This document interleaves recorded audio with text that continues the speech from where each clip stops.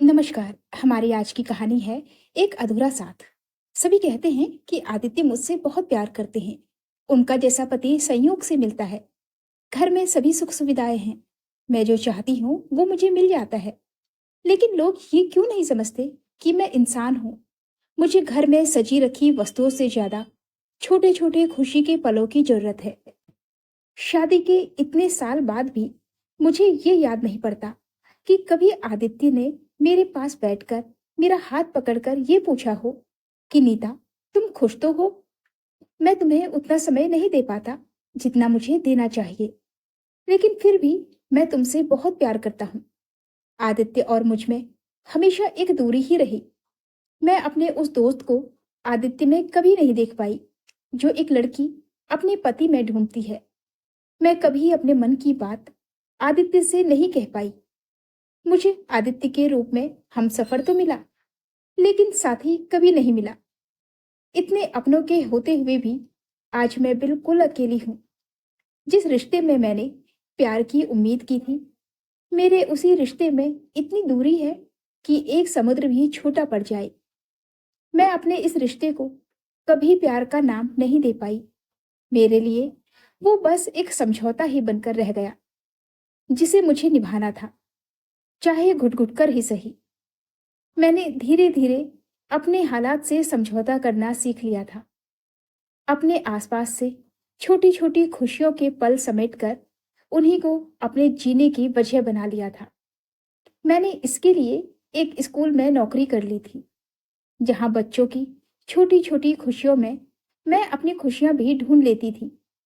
बच्चों की प्यारी और मासूमियत भरी बातें मुझे जीने का हौसला देती थी कि किसी इंसान के पास अगर उसके अपनों का प्यार होता है तो वो बड़ी से बड़ी मुसीबत का सामना भी आसानी से कर लेता है, क्योंकि उसे पता होता है कि उसके अपने उसके साथ हैं। लेकिन उसी प्यार की कमी उसे अंदर से तोड़ देती है। बिखरने लगता है सब कुछ। मैं भी टूट कर बिखर रही थी, लेकिन मेरे अंदर का टूटना और बिखरना किसी ने नहीं देखा। जिंदगी का ये सफर सीधा चला जा रहा था कि अचानक उसमें एक मोड़ आ गया और मेरी जिंदगी ने एक नई राह पर कदम रख दिया। मेरे दिल की सूखी जमीन पर जैसे कचनार के फूल खिलने लगे और उसी के साथ मेरे अरमान भी महकने लगे।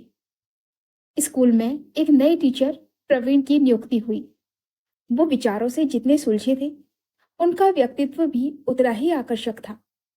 उनसे बात करके दिल को न केवल बहुत राहत मिलती थी, बल्कि वक्त का भी एहसास नहीं रहता था। प्रवीण कहा करते थे कि इंसान जो चाहता है उसे हासिल करने की हिम्मत खुद उसमें होनी चाहिए। एक दिन बातों ही बातों में प्रवीण ने पूछ लिया, नीता, तुम इतनी अलग अलग सी क्यों रहती हो? किसी से ज्यादा बात भी नहीं करती हो? क्यों? तुमने अपने अंदर की उस लड़की को कैद करके रखा है जो जीना चाहती है। क्या तुम्हारा दिल नहीं करता कि उड़कर उस आसमान को छू लूं? एक बार अपने अंदर की उस लड़की को आजाद करके देखो। जिंदगी कितनी खूबसूरत है। प्रवीण की बातें सुनने के बाद मुझे लगने लगा था कि मेरा भी कुछ अस्तित्व है और मुझे भी अपनी जिंदगी खुशियों के साथ जीने का हक है। यूं घुट घुट कर जीने के लिए मैंने जन्म नहीं लिया है। इस तरह मुझे मेरे होने का एहसास दिया प्रवीण ने, और मुझे लगने लगा था कि जैसे मुझे वो दोस्त, वो साथी मिल गया है जिसकी मुझे तलाश थी, जिसे मैंने हमेशा आदित्य में ढूंढा, लेकिन मुझे कभी नहीं मिला। मैं फिर से सपने देखना चाहती थी, लेकिन मन में एक डर था कि ये सही नहीं है। प्रवीण की आंखों में एक कशिश थी जो मुझे मुझसे ही चुराती जा रही थी। उनकी आंखों में डूब जाने का मन करता था और मैं कहीं ना कहीं अपने को बचाने की कोशिश कर रही थी, लेकिन असफल होती जा रही थी। मन कह रहा था कि सभी पिंजरे तोड़कर खुले आकाश में उड़ जाऊं, पर इस दुनिया की रस्मों रिवाज की बेड़ियां, जिनमें मैं इस कदर जकड़ी हुई थी कि उन्हें तोड़ने की हिम्मत नहीं थी मुझ में। मेरे अंदर एक द्वंद्व चल रहा था, दिल और दिमाग की लड़ाई में। कभी दिल दिमाग पर हावी हो जाता तो कभी दिमाग दिल पर। कुछ समझ में नहीं आ रहा था कि क्या करूं। प्रवीण का बातें करते करते मेरे हाथ को पकड़ना, मुझे छूने की कोशिश करना मुझे अच्छा लगता था। उनके कहे हर एक शब्द में मुझे अपनी जिंदगी आसान करने की राह नजर आती थी। मेरा मन करने लगा था कि मैं दुनिया को उनकी नजरों से देखूं, उनके कदमों से चलकर अपनी राहें चुन लूं, भुला दूं कि मेरी शादी हो चुकी है। पता नहीं वो सब क्या था जो मेरे अंदर चल रहा था। एक अजीब सी कसमकस थी अपने अंदर की। इस हलचल को छिपाने की मैं कोशिश करती थी, डरती थी कि कहीं मेरे जज्बात मेरी आंखों में नजर ना आ जाए और कोई कुछ समझे, खासकर प्रवीण को कुछ समझ में आए। प्रवीण जब भी मेरे सामने होते थे तो मन करता था कि उन्हें अपलक देखती रहूं और यूं ही जिंदगी तमाम हो जाए। उनकी आंखों में डूब जाने का मन करता था। मुझे कुछ समझ में नहीं आ रहा था कि मैं क्या करूं और क्या ना करूं। दिमाग कहता था कि मुझे प्रवीण से दूरी बनाकर रखनी चाहिए और दिल उनकी ओर खिंचता ही जा रहा था। दिमाग कहता था कि नौकरी ही छोड़ दूं और दिल मेरे कदमों को खुद ब खुद उस राह पर डाल देता था जो प्रवीण की तरफ जाती थी। बहुत सोचने के बाद मैंने दिमाग की बात मानने में ही भलाई समझी और फैसला किया कि अपने बढ़ते कदमों को रोक लूंगी। मैंने प्रवीण से कतराना शुरू कर दिया। अब मैं बस काम की ही बात करती थी। प्रवीण ने कई बार मुझसे बात करने की कोशिश की, लेकिन मैंने टाल दिया। वो परेशानी जो अब तक मैंने अपने मन में छिपा रखी थी, अब प्रवीण की आंखों में दिखने लगी थी और मैं अपने आप को ये कहकर समझाने लगी थी कि क्या हुआ अगर प्रवीण मेरे पास नहीं है, कम से कम मेरे सामने तो है। क्या हुआ अगर हम सफर नहीं बन सकते, मगर वो मेरे साथ हमेशा रहेंगी, मेरी यादों में। मेरे जीने के लिए तो इतना ही काफी है। मैं अपने विचारों में खोई प्रवीण से दूर, बहुत दूर जाने के मंसूबे बना रही थी कि अगले दिन प्रवीण स्कूल नहीं आए। मेरी नजरें उन्हें ढूंढ रही थी, लेकिन किसी से पूछने की हिम्मत नहीं थी, क्योंकि जब अपने मन में ही चोर हो तो सारी दुनिया ही थानेदार नजर आने लगती है। किसी तरह वो दिन बीता, पर घर आने के बाद भी अजीब सी बेचैनी छाई हुई थी। अगले दिन भी प्रवीण स्कूल नहीं आए और इसी तरह 5 दिन निकल गए। मेरी बेचैनी दिन पर दिन बढ़ती ही जा रही थी। फिर बहुत हिम्मत करके सोचा कि फोन ही कर लेती हूँ, कुछ तो पता चलेगा। मैंने फोन किया तो उधर से प्रवीण की बहन आरती ने फोन उठाया। मैंने उससे पूछा, अरे आरती, तुम कब आई हॉस्टल से? दीदी, मुझे तो आए 2 दिन हो गए, आरती ने बताया। सब ठीक तो है ना? प्रवीण जी भी 5 दिन से स्कूल नहीं आ रहे हैं। दीदी, इसलिए तो मैं यहाँ आई हूँ। भैया की तबीयत ठीक नहीं है, उन्हें बुखार है और मेरी बातों का उन पर कोई असर नहीं हो रहा। ना तो ठीक से कुछ खा रहे हैं और ना ही समय पर दवा ले रहे हैं। मैं तो कह कह कर थक गई। अब आप ही आकर समझा दीजिए ना। मैं आरती को मना नहीं कर पाई और अगले दिन आने को कह दिया। अगले दिन प्रवीण के घर जाकर घंटी बजाई तो आरती ने ही दरवाजा खोला। मुझे देखकर वो बोली, अंदर आइए ना नीता जी, मैं तो आपका ही इंतजार कर रही थी। कैसी हो आरती? तुम्हारी पढ़ाई कैसी चल रही है? पढ़ाई तो ठीक चल रही है नीता जी, बस प्रवीण भैया की चिंता है। हम दोनों का एक दूसरे के सिवा है ही कौन। और मैं तो हॉस्टल में रहती हूँ और भैया यहाँ बिल्कुल अकेले। जब से मैं घर आई हूँ देख रही हूँ कि भैया बहुत उदास रहने लगे हैं। आप ही देखो ना, कितना बुखार है, लेकिन ढंग से दवा भी नहीं लेते। आप तो उनकी दोस्त हैं, आप ही बात कीजिए, शायद उनकी समझ में आ जाए। मैं आरती के साथ प्रवीण के कमरे में गई तो वो लेटे हुए थे, बहुत कमजोर लग रहे थे। मैंने माथे पर हाथ रखा तो बुखार अभी भी था। मैंने आरती से कुछ खाने के लिए और ठंडा पानी लाने के लिए कहा और प्रवीण को बैठने में मदद करने लगी। आरती खिचड़ी ले आई। मैं खिलाने लगी तो प्रवीण बच्चों की तरह ना खाने की जिद करने लगे। मैंने कहा, प्रवीण जी, आप अपना नहीं तो कम से कम आरती का तो ख्याल कीजिए।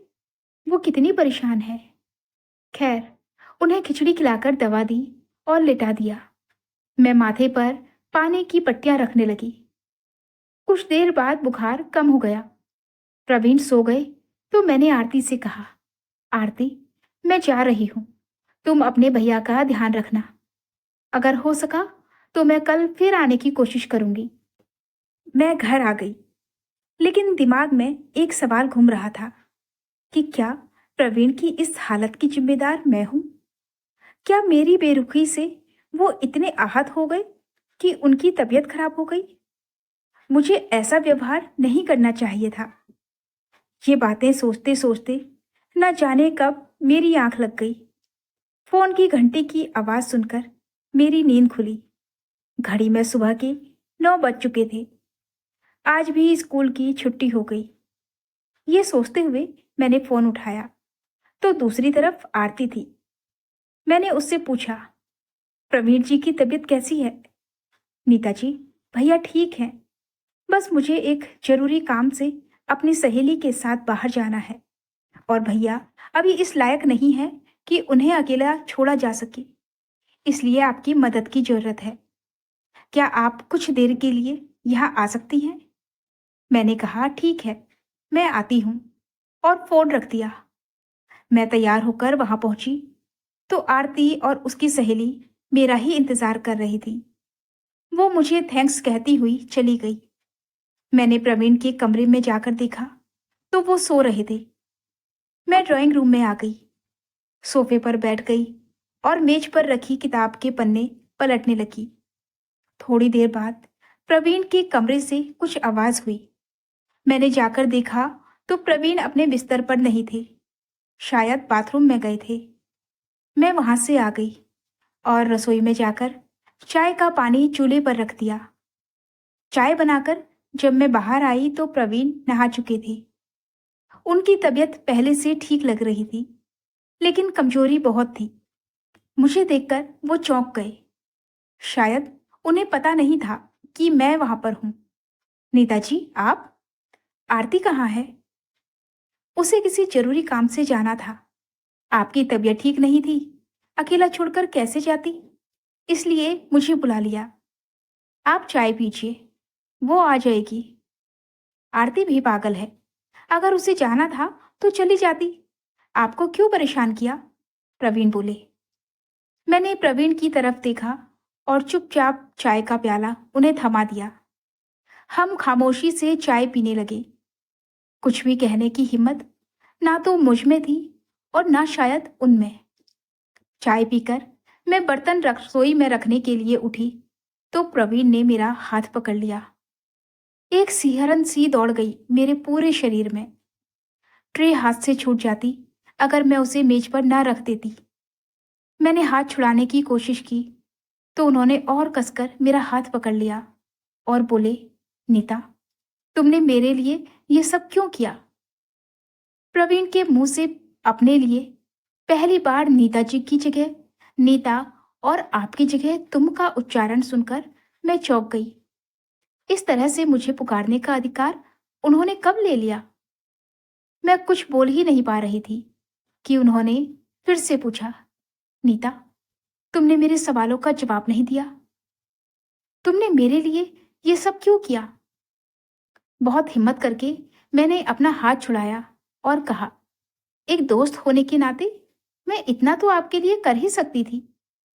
इतना भी अधिकार नहीं है मेरा? पहले तुम ये बताओ कि क्या हमारे बीच अभी भी सिर्फ दोस्ती का रिश्ता है? नीता, तुम्हारा अधिकार क्या है और कितना है, इसका फैसला तो तुम्हें ही करना है, प्रवीण बोले। मैंने अपनी नजरें उठाई तो प्रवीण मुझे ही देख रहे थे। कितना दर्द, कितना अपनापन था उनकी आंखों में। दिल चाह रहा था कि कह दूं, प्रवीण, मैं आपसे बेइंतहा प्यार करती हूँ।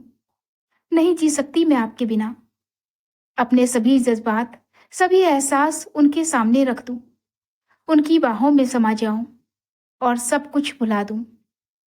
लेकिन होठ जैसे सिल गए थे।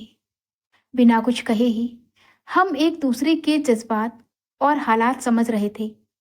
मुझे भी ये एहसास हो चुका था कि प्रवीण भी मुझे उतना ही प्यार करते हैं जितना मैं उन्हें करती हूँ। वो भी अपने प्यार की मौन सहमति मेरी आंखों में पड़ चुके थे, और शायद उस अस्वीकृति को भी पढ़ लिया था उन्होंने। कुछ नहीं बोल पाए हम, बस यूं ही जाने कितनी देर बैठे रहे। फिर अचानक प्रवीण ने मेरे चेहरे को अपने हाथों में लिया और मेरे माथे को चूम लिया। अब मैं खुद को रोक नहीं पाई और उनकी बाहों में समा गई। कितनी देर हम रोते रहे मुझे नहीं पता। दिल चाह रहा था कि ये पल यहीं रुक जाए और हम यूं ही बैठे रहें। फिर प्रवीण ने कहा, नीता, तुम जहां भी रहो खुश रहना, और एक बात याद रखना कि मुझे तुम्हारी आंखों में आंसू और उदासी अच्छी नहीं लगती। मैं चाहे तुम्हारे पास ना रहूं, लेकिन तुम्हारे साथ हमेशा रहूंगा। बहुत देर हो गई है, अब तुम जाओ। मैंने अपना बैग उठाया और वहां से अपने घर आने के लिए निकल पड़ी। इसी प्यार ने एक बार फिर मुझे नए मोड़ पर लाकर खड़ा कर दिया। मैंने सोच लिया था कि अब मैं प्रवीण से कभी नहीं मिलूंगी। आज तो उस तूफान को हम पार कर गए, खुद को संभाल लिया, लेकिन दोबारा मैं शायद ऐसा ना कर पाऊं। और मैं नहीं चाहती कि प्रवीण के आगे कमजोर पड़ जाऊं। मैं अपने प्यार को अपना तो नहीं सकती थी, लेकिन उसी प्यार को अपनी शक्ति बनाकर अपने फर्ज के रास्ते पर कदम बढ़ा चुकी थी। मैंने अगले दिन स्कूल में अपना इस्तीफा भेज दिया। मैंने एक बार फिर प्यार और समझौते में से समझौते को चुन लिया। मेरे अंदर जो प्यार प्रवीण ने जगाया, वो एहसास, उनकी कही हर एक बात, उनके साथ बिताए हर एक पल मेरी जिंदगी का वो अनमोल खजाना है जो ना तो कभी कोई देख सकता है और ना ही मुझसे छीन सकता है। कितना अजीब सा एहसास है ना ये प्यार। कब किससे क्या करवाएगा कोई नहीं जानता। मैं नहीं जानती कि मैंने इतना प्यार करते हुए भी प्रवीण को क्यों नहीं अपनाया। तो दोस्तों, ये थी हमारी आज की कहानी। कहानी कैसी लगी हमें कमेंट करके जरूर बताएं। कहानी पसंद आई हो तो प्लीज वीडियो को लाइक और शेयर कीजिए और चैनल को सब्सक्राइब करना बिल्कुल ना भूलें। मिलते हैं एक और नई कहानी के साथ। धन्यवाद।